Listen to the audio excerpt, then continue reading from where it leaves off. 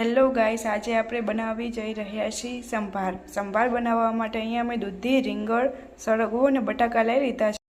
તુવેરની દાળને ધોઈ નાખી, સંભાર મસાલો, કિચન બેસિક મસાલા અને અહીંયા તેલ ગરમ થવા મૂકી દીધું. અને સૌથી પહેલાં આપણે બધી સબ્જીનો વઘાર કરશું. તેલ ગરમ થાય ત્યાં સુધી આપણે બધી સબ્જીઓ હવે ધોઈ લઈએ.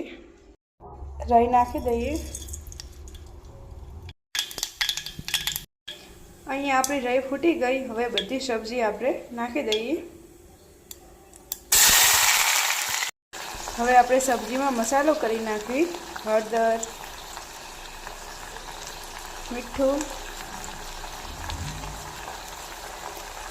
મરચું,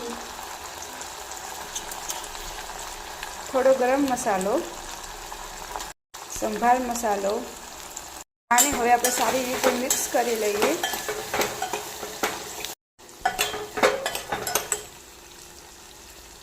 જે આપણે દાળ ધોઈ હતી તુવેરની એ નાખી દઈએ. હવે આપણે આમાં થોડું પાણી વેરીને 3-4 સીટીઓ આવવા દઈશું. 4-5 સીટીઓમાં આપણી દાળ પણ સડી ગઈ. ડુંગળી, ટમાટું ને મરચાં અને આપણી આ દાળ. હવે આપણે આનો બીજી વાર વઘાર કરશું. રાઈ નાખી દઈશું. રાઈ પણ હવે આપણી ફૂટી ગઈ. સૌ પહેલાં ડુંગળી અને મરચાં, થોડી હળદર,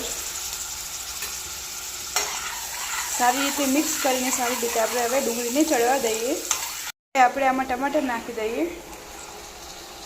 થોડું મીઠું નાખ્યા પછી આપણા ટમાટર એકદમ ચડી જશે.